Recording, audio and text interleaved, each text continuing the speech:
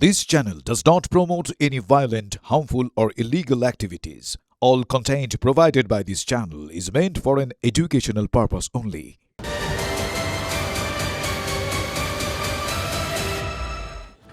ভারতে ঠিকানা ব্যবহার করে ভারত বিরোধী ছক আবারও জালে পাক জঙ্গি। কি পরিকল্পনা ছিল এখনো পর্যন্ত? বর্ধমানের পর এবার হাবড়ায় জালে পাক জঙ্গি। তপসিয়ার ঠিকানায় ভুয়ো পরিচয়পত্র তৈরি করেছিল রৌফ। আমি কথা বলবো এই নিয়ে আমাদের প্রতিনিধি সায়ন্ত ভট্টাচার্য রয়েছেন। সায়ন্ত, এখনো পর্যন্ত তদন্তকারীরা কি জানতে পারলেন?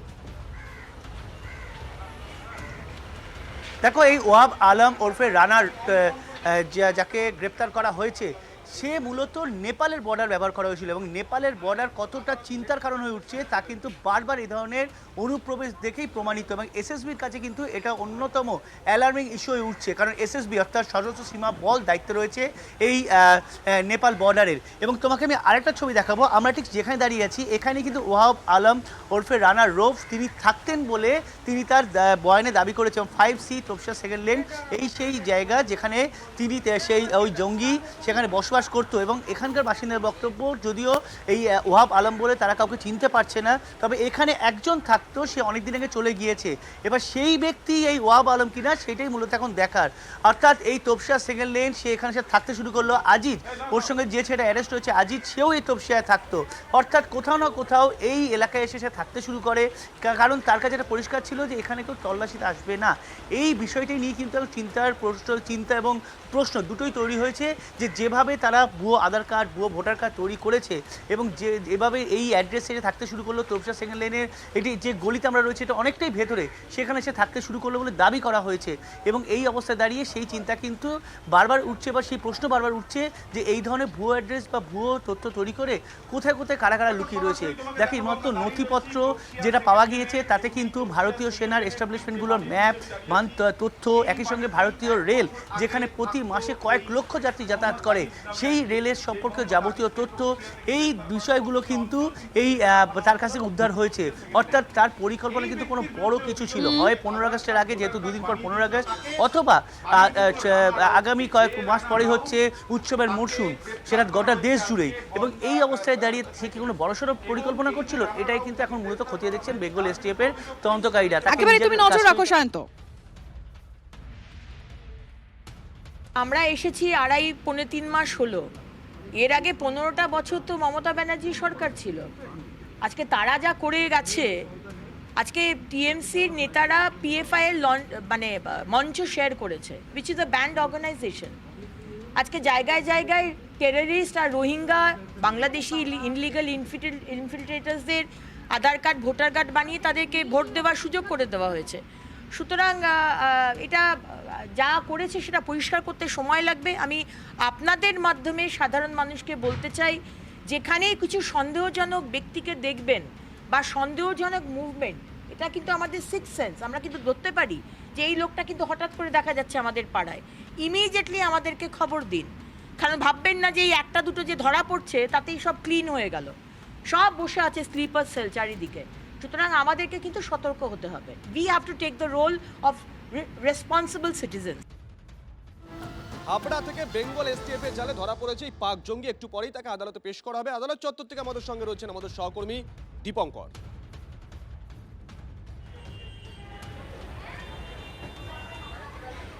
দেখো, এখনো পর্যন্ত আদালতে নিয়ে আসা হয়নি, কিন্তু তাকে আদালতে নিয়ে আসা হবে এমনটা জানা যাচ্ছে। যেটা আমরা এখনো পর্যন্ত জানতে পাচ্ছি, এই রানা রৌফ, যার পাকিস্তানের নাম, এই ওয়াফ আলম নামে একটা ভোটার কার্ড আধার কার্ড এগুলো করেছিল এবং করে এখানে এসেছিল।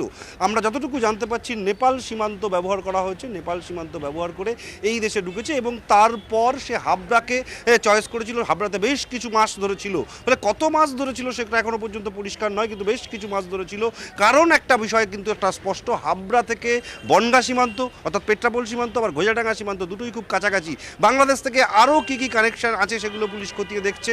এর সঙ্গে আর কে কে এসেছিল, শুধু ইনি একাই এসেছিলেন, এর সঙ্গে আরও কয়েকজন ছিল, এদের কি উদ্দেশ্য ছিল, এই সমস্ত বিষয় খতিয়ে দেখা হচ্ছে। যদিও পুলিশের তরফ থেকে এখনও পর্যন্ত পরিষ্কার করে বলা হচ্ছে না তার কাছ থেকে কী কী উদ্ধার হয়েছে, কিন্তু আমরা যতটুকু জানতে পারছি পাকিস্তানের যে সে বাসিন্দা, সেই আধার পাকিস্তানের কার্ড, পাকিস্তানের রেসিডেন্সিয়াল সার্টিফিকেট যা যা থাকে তার করার জন্য সেগুলো তার কাছে ছিল এই রানা রৌফের কাছে। এর পাশাপাশি ভারতীয় যে তিনি নকল কাগজগুলো বানিয়েছিলেন সেই কাগজগুলো উদ্ধার হয়েছে। অর্থাৎ একটা জিনিস স্পষ্ট, পাকিস্তানের থেকে ভারতে এসে অবৈধভাবে কাগজপত্র বার করে তিনি বেশ কিছু মাস এখানে ছিলেন। হাবড়াকে কেন বাঁচা হয়েছিল এটা একটা বড় প্রশ্ন। হাবড়া থেকে বনগাঁ সীমান্ত এবং মেজাডাঙ্গা সীমান্ত দুটোই কিন্তু খুব কাছাকাছি। সেই জায়গা থেকে তাদের কোনো নাশকতার ছক ছিল কিনা বা তাদের কি উদ্দেশ্য ছিল, এই সমস্তটাই কিন্তু এসটিএফ খতিয়ে দেখছে। আজকে কিছুক্ষণের মধ্যেই তাকে বারাসাত আদালতে নিয়ে আসা হবে এবং তারপর আরও স্পষ্ট হবে তার কাছে আর কি কি জানার আছে বা আরও নজর থাকবে দীপঙ্কর, নজর রাখো। আর এই যে পাক জঙ্গি safe transit root Nepal.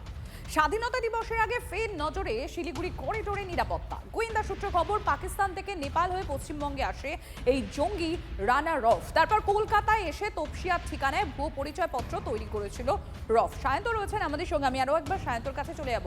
Sayanta, দুটো বিষয়, এক 15 অগস্ট 26শে জানুয়ারি এই সমস্ত দিনগুলোর আগে এই ধরনের অ্যাক্টিভিটি অনেকটাই বেড়ে যায় এবং যেগুলোতে আমাদের যে ইন্টেলিজেন্স এজেন্সি থাকে তাদের আলাদা করে নজরদারি থাকে। বলাই বাহুল্য এসটিএফ এর একটা বিশাল সাফল্য, একের পর এক সোর্সেস এইভাবে হাতে আসা। কিন্তু এদের কাছ থেকে আর কি কিছু পাওয়া যাবে নাকি এরা স্লিপার সেল হিসেবে কাজ করতো, এরা আসলে ডেড এন্ড? কি জানা যাচ্ছে এখনো পর্যন্ত শান্ত? দেখো, এরা স্লিপার সেল তৈরি করতো, মূলত এরা হচ্ছে নেটওয়ার্ক কিন্তু তৈরি করার অন্যতম মডিউলের মাথা বলা হয়। যেহেতু এরা তপসিয়া বা এরকম প্রত্যন্ত এলাকায় থাকতে শুরু করে, সেখান থেকে নিজের নেটওয়ার্ক তৈরি করতে শুরু করে। তবে এখানকার বাসিন্দারা যেটা জানাচ্ছেন, এই ওয়াব আলম সে কিন্তু কখনো থাকতো না। ইজাজ এখানে থাকতো।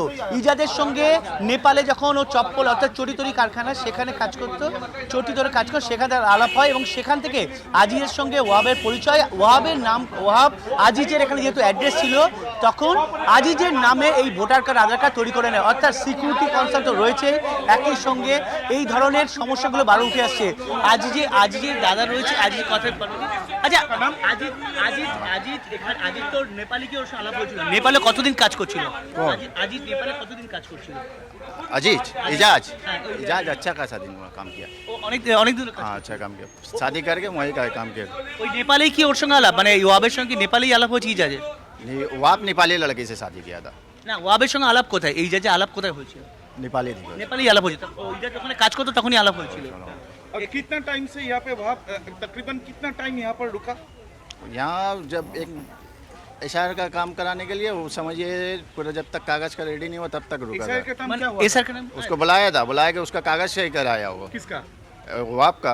उसके बाद क्या हुआ? उससे बाद नहीं है। उससे बात नहीं, फिर निकल गया। মানে एसआर का नाम इधर उसका कागज उसके रेडी बाद हुआ से था। जब वेरिफिकेशन के लिए बुलाया गया है उसके बाद वो नहीं है यहाँ से। नहीं यानी एसआर का नाम इधर कागज रेडी हुआ था उसका। हाँ उससे पहले नहीं, तो- उससे पहले उसका प्रूफ बनाया गया था, इधर- आधार कार्ड आई कार्ड सब बनाया हुआ ये था। इलेक्शन से पहले जो उसका इसराइल देख- हुआ था उसके पहले तक वो यहाँ पर था। हाँ? शायद का पहले उसको बुलाया गया था, वो आया भी रहा भी, ये छुपा के रखा था। ওই যে ছুপায় রাখা তো। हाँ তুমি শুনতেই পাচ্ছ যে এই এসআইআর এর আগে ওকে আনা হয়েছিল, তার আধার কার্ড ভোটার কার্ড তৈরি করা হয়েছিল এবং সেই তৈরি করার পর তার যাতে অ্যাড্রেস যে খতিয়ে দেখতে আসে, যেগুলো বললো ভেরিফিকেশন জন্য আসে, তখন যাতে এসে তাকে পাওয়া যায় তার জন্য তুই 1 মাস এসে থাকে, কিন্তু ভেরিফিকেশন পরে কিন্তু আবার সে চলে যায়। অর্থাৎ গোটা প্রক্রিয়ার মধ্যে এসআইআর কিন্তু যেমন জড়িয়ে পড়ছে। দেখা যাচ্ছে যে ইজাজের দাদা সে কিন্তু পরিষ্কার করে দিল যে চপ্পল তৈরির কারখানা অর্থাৎ জুতো তৈরির কারখানায় কাজ করতে ইজাজ, সে ইজাজের নেপালে কাজ করার সময় আলাপ হয় ওয়াহাবের সঙ্গে, তখন ওয়াহাব নেপালে ইজাজের যে ঘনিষ্ঠ তৈরি হয়, ইজাজের অ্যাড্রেসটা হাতিয়ার করে। এখানে ওয়াহাব মাত্র 1 মাস ছিল, তা আবার এসআইআর যখন ভেরিফিকেশনের কাজ চলছিল। অর্থাৎ গোটা প্রসেসের মধ্যে যে জালিয়াতি রয়েছে এবং সেই ওয়াহাব যে ইজাজের যাবতীয় তথ্য নিয়ে নিজের এই নেটওয়ার্ক তৈরি করছিল তা কিন্তু পরিষ্কার হয়ে গেল এবং ইজাজ দ্বারা কিন্তু বিস্ফোরক মন্তব্য করলো। এটা কিন্তু একটা বিষয় কোথাও কোথাও চিন্তা রাখছে যে এসআইআর যখন করা হয়েছিল তখন কিন্তু এই ধরনের জালিয়াতি করা হয়েছে, সেটা কিন্তু আরও জলের মতো পরিষ্কার হয়ে গেল ইজাজের দাদার বক্তব্যেই। সঙ্গে থাকো শান্ত। পুলিশকে সম্পূর্ণভাবে নিষ্ক্রিয় করে রেখেছিল, বর্ডার সিকিউরিটি ফোর্সকে কাজ করতে দিত না, তাদের কেন্দ্রীয় সরকার বারবার জমি চেয়েছিল ফেন্সিং করার জন্য, করতে দেয়নি এবং অবৈধ অনুপ্রবেশকে সর্বোচ্চ মাত্রায় নিয়ে গিয়েছিল এবং তাদের ভোট ব্যাংক বানিয়েছিল। বিদেশি আমার সব থেকে বড় যেটা মনে হয় যে একে ইন্টারোগেশন করে এদের যে মোডাস অপারেন্ডি মোটামুটি এখনো যারা ধরা পড়েছে, এর আগেও ধরা পড়েছে বা এখনো সিক্রেট অপারেশন চলছে যতটা আমি জানি, যারা যারা ধরা পড়ছে তাদের থেকে পুরো সিস্টেমটাকে হ্যাক করা উচিত, যে কিভাবে অপারেটেড হচ্ছে, কোথা থেকে হচ্ছে এবং এখানকার লোকাল কারা কারা মদত করছে, কোথায় থাকতে সাহায্য করছে। পূর্ববর্তী সরকারের যারা এই গভর্নমেন্টটা চালিয়েছিল তারা অর্গানাইজ ক্লাস্টার রয়েছে বাংলাদেশ এবং পাকিস্তান দ্বারা পরিচালিত ভারতবর্ষের ভিতরে, বাংলার ভিতরে বিভিন্ন ডিস্ট্রিক্ট ওয়াইজ তারা অপারেট করে এবং তারা শুধুমাত্র কোনো বিশেষ প্রজাতি বা বিশেষ রিলিজিয়নের নয়, এবং হিন্দু পরিচিতি নিয়েই তারা আছে। এরকম ছোট ছোট ক্লাস্টার, কখনো কখনো সেটা কলিং সেন্টার, কখনো কখনো সেটা টেলিকম সেন্টার, এইসব করে বিভিন্ন রকম বিভিন্ন পরিচয়তে তারা অপারেট করছে এবং সেটা প্রতিটা ডিস্ট্রিক্টে এক্সিস্ট করে। দেখুন, আপনাদের আরো একবার মনে করিয়ে দিই, 12 দিনের ব্যবধানে এই নিয়ে বাংলা থেকে 2 জন জঙ্গিকে গ্রেপ্তার করা হলো। হামিমের পর এবার রানা রফ। আমাদের সঙ্গে এই মুহূর্তে প্রাক্তন এনএসজি কর্তা তথা বিজেপি বিধায়ক দীপাঞ্জন চক্রবর্তী রয়েছেন টেলিফোনে। দীপাঞ্জন দা, বাংলা জঙ্গিদের কাছে কতটা সেফ করিডোর হলে 12 দিনের মাথায় দুজন জঙ্গিকে এই বাংলা থেকে গ্রেফতার করা হয়? না, আপনি অন্যভাবেও অন্য পার্সপেক্টিভও দেখতে পারেন যে এই নতুন সরকারের আমলে এসটিএফ বা ওয়েস্ট বেঙ্গল পুলিশ বা ক্যালকাটা পুলিশ, সার্বিকভাবে পুলিশ তারা কতটা অ্যাক্টিভ হয়ে গেছে যে 12 দিনে 2 জন জঙ্গি ধরা পড়েছে। দেখুন, এতে কোনো সন্দেহের অবকাশ নেই, যেটা আমরা বারবার বলেছি যে তৃণমূলের 15 বছরে জঙ্গিদের স্বর্গোদ্যান হয়ে গেছিল পশ্চিমবঙ্গ। কিন্তু এখন মূলোৎপাটন শুরু হয়েছে। আগে দেখতে থাকবেন আমাদের পুলিশ, আমাদের এসটিএফ আরো কত দ্রুত এই জঙ্গিদের ধরবে। ধন্যবাদ দীপাঞ্জন দা। আরো একবার আপনাদের সেই ছবি দেখাচ্ছি। রানা রফকে গ্রেপ্তার করলো এসটিএফ। 12 দিনের ব্যবধানে বাংলা থেকে দুজন জঙ্গি গ্রেফতার। 12ই আগস্ট আপনাদের যে ছবি দেখাচ্ছি, রানা রফকে গ্রেফতার করেছে এসটিএফ। আর অন্যদিকে আপনাদের দেখাচ্ছি পাক জঙ্গি হামিম, যার কাজ ছিল মুখ্যমন্ত্রী শুভেন্দু অধিকারীর যে রুটে তিনি যাতায়াত করেন সেই রুটে রেকি করা, সেই জঙ্গিকেও গ্রেপ্তার করা হয়। 30শে জুলাইয়ের পর 12ই আগস্ট 12 দিনের ব্যবধানে 2 জন জঙ্গি গ্রেফতার এই বাংলা থেকে। আমি আরো একবার চলে যাব, আমার সহকর্মী সায়ন্ত আমাদের সঙ্গে রয়েছেন টেলিফোনে। জঙ্গি কার্যকলাপ এবং স্লিপার সেলের সম্ভাব্য যে নেটওয়ার্কের মোকাবেলা, যেটা আরো পদক্ষেপ নিতে চলেছে, এটাকে আমাদের ভ্রসী প্রশংসা করতেই হবে। কারণ এই জিনিসটা আগে ছিল না। আগে ছিল মহারাষ্ট্র, উত্তরপ্রদেশ, গুজরাট এবং দিল্লি পুলিশও কিন্তু এক সময় ছিল অ্যান্টি টেররিস্ট স্কোয়াড। আমাদের যেটা ছিল আগে এসটিএফ, মানে এই এসটিএফটা আগে পূর্বতন সরকারের ছিল, ঘুমিয়েছিল। কোনো কোনো জায়গায় হয়েছে কিন্তু সম্পূর্ণ ঘুমিয়েছিল। কিন্তু এই নতুন সরকার অ্যান্টি টেররিস্ট স্কোয়াড যেটা বাংলায় স্টার্ট করেছে, আপনি দেখে থাকবেন যে আগামী দিনে এগুলো আরো অনেক বেরোবে।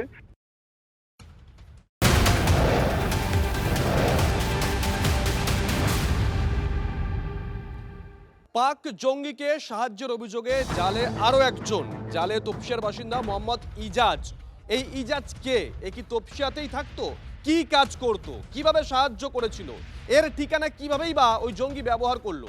গোটা বিষয়গুলো জানার চেষ্টা করব। সায়ন্ত আমাদের সহকর্মী রয়েছেন তপসিয়া থেকে। সায়ন্ত, কি জানতে পারছি আমরা? দেখো, এই ইজাজ যে 5C তপসিয়া সেকেন্ডের বাসিন্দা, ইজাজ নেপালের একটি জুতো কারখানায় চাকরি করত। আর সেই জুতো কারখানায় ওয়াব আলমের সঙ্গে তার পরিচিতি হয় এবং এই ওয়াব আলম ওরফে রানা রফ, তার সঙ্গে পরিচিতি সম্পর্কে ওয়াব আলম এই ইজাজের যাবতীয় তথ্য ঠিকানা নিয়ে তার নামে ভুয়ো আধার কার্ড, ভুয়ো ভোটার কার্ড তৈরি করে। এই ইজাজ কিন্তু ওয়াব আলমকে এখানে নিয়ে এসেছিল। 1 মাস সেখানে ছিল যখন এসআইয়ের প্রক্রিয়া চলছিল।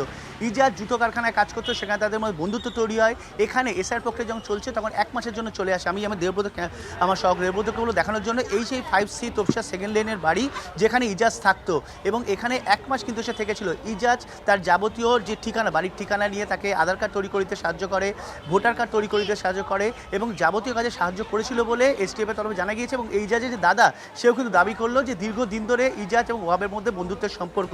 আর যেইখান থেকে কোথাও না কোথাও বেঙ্গল এসটিএফের তদন্তকারীরা মনে করছে যে এই সম্পর্ক শুধুমাত্র ভুয়ো আধার কার্ড বা ভুয়ো জাল পরিচয়পত্র তৈরি করার জন্য নয়, যে জঙ্গি কার্যকলাপের জন্য গ্রেপ্তার করা হয়েছে এবং এসটিএফ যে কারণে তাকে গ্রেপ্তার করা হয়েছে তার পেছনে একটা বড় কোনো পরিকল্পনা রয়েছে। ইজাজ কিন্তু এই কাজে অন্যতম অংশীদার বলে মনে করছেন তদন্তকারীরা। শুভজিৎ, ধন্যবাদ। ये बंदा यहाँ रहता नहीं है, पहले यहाँ रहता ही नहीं है। वो पैसा खा के यहाँ प्रूफ बनवाया है, पैसा खिला के। और उसका बनो है रमजानी का बनो है इजाज भाई। हाँ, मोहम्मद इजाज वो अपना प्रूफ बोला मेरा भाई है। हम उसको कितना मरतबा बोले भी ये गलत कर रहे हो तुम। ये जो राणा राउत ये पिक्चर देखा आपने? हाँ, ये तो वाप नाम है इसका। हाँ, हाँ, ये काठमांडू में रहता है। हाँ, पूछिए नाम से। हाँ। इजाज कहाँ रहता था? इजाज तो यहाँ शादी करके रहता है। इजाज ने कर दिया उसका हाँ, वो पैसा खा के उसका प्रूफ बनवाया है। कहाँ से बनवाया? यहीं से बनवाया अपना पूरा प्रूफ। दिखा सकते हैं आप कहाँ पे दुकान है? दुकान का यहाँ घर है उसका। अच्छा, और वो ये ऐसे बहुत सारा बनाया है सर। नहीं, ये फर्स्ट टाइम हुआ किया है तो। ये आप कितने दिन से रह रहा था इधर? यहाँ रहता ही नहीं है सर। इजाज कितना दिन से रह रहा था? इजाज शुरू से रहता है, शादी करके शुरू से ही है सर। कुछ टाइम के लिए वहाँ भी वो देखिए, वो शुरू से जब से शादी किया ना इजाज, वो नेपाल में रहता था। फैमिली छोड़ के यहाँ रहता, फैमिली यहीं रहती थी, वहाँ नेपाल में वो रहता था। तो बीवी वाले बच्चों का खर्चा वर्चा नहीं भी आता था, तो बीवी झमेला किया, वहाँ गया, नेपाल भी गया। नेपाल से फिर अपना मियाँ को लेके भी आया। लेके आने के बाद वो आपसे फिर दोस्ती पोस्ती हुआ है। वो आपको बोला है कि हम आधार कार्ड बना देंगे, तुम्हारा सब कुछ बना देंगे, तुमको थोड़ा पैसा ले हमको देने पड़ेगा, मेरा घर में काम हम कराने। वो ऐसे करके पैसा लिया था। लेकिन वहाँ का कोई परिचय और देखिए, वो नेपाल में वो जाके लड़के नेपाली लड़के से शादी किया था। 1 साल 2 साल रहा है, उसको छोड़ ये वाप जो आधार कार्ड बनवाया है ना, वो शादी करके छोड़ भी दिया नेपाली लड़की को। लड़की खुद छोड़ दिया उसको। अच्छा, वो आप उसके साथ इजाज का कैसे कोई कलेक्शन नहीं। जैसे अब आप मेरे साथ में देखिए, जैसे कॉफी शॉप में हमारा अब गए तो हम लोग गए बैठ नेपाल में काम करता है। क्या काम करता है? वो चप्पल उप्पल का काम करता है। इजाज नेपाल में काम करता था? कितना टाइम? वो काम में ही दोस्ती यारी हुआ उसका। अच्छा, बात क्या बता रहे हैं हम? 2007 का बता रहे हैं, तब वहाँ पर ये काम करता। कब वो वहाँ से उससे कैसे हुआ था? कॉफी शॉप में बैठे तो बैठते वहाँ पर, तो नेपाल में 8 फसल में मतलब दुकान में ड्रिंक फिंक सब मिलता है। वो बैठते बैठते उन लोग का दोस्ती हुआ, यहाँ तक का आ गया। अच्छा, जब उसका हम लोग भी वहाँ काम करते थे। हम लोग जब पता चला, बोले ये क्या करो भाई, तो हम लोग कितना मतलब मना भी किया। अच्छा, फिर हम लोग जब मना किया तो रुक गया। फिर चपनी में वो लोग आया है, बनाया। TV9 বাংলা সুস্বাস্থ্য 2026। যাদের হাতে আমাদের প্রাণ, তাদের জানাই সম্মান। যে চিকিৎসকরা আমাদের জীবনটাকে ঘিরে রেখেছেন, তাদের সম্মান জানাবো আমরা। TV9 Bangla health conclave.